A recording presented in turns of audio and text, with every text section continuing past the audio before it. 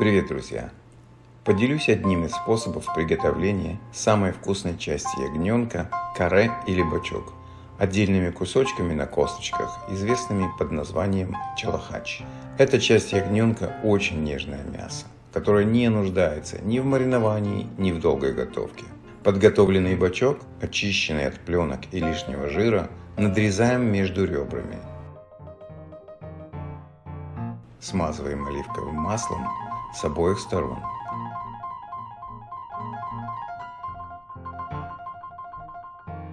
И солим. Можно просто соль, я использую celery salt. Смесь соли с молотым сельдереем. Кладем на разогретую сковороду жирком вниз и доводим до румяной кондиции. Это около 5 минут.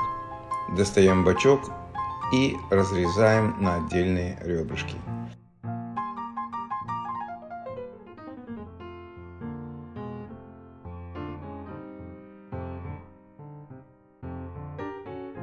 Солим одну сторону. Укладываем в сковороду посоленной стороной вниз. Я немного промахнулся с размером сковородки. Рекомендую взять сковороду побольше, будет легче контролировать процесс. Обжариваем ребрышки на среднем нагреве 2,5-3 минуты на каждой стороне. Этого более чем достаточно.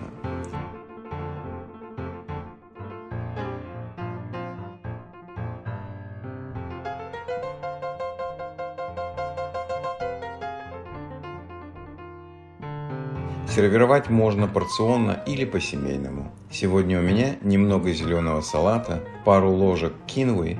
Рецепт кинвы смотрите по ссылке на моем канале. Сверху укладываем чалахач, немного выдержанного бальзамика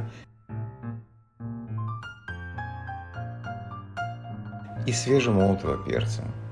Приятного аппетита! Подписывайтесь на мой канал. Делитесь видео с друзьями. До встречи на канале.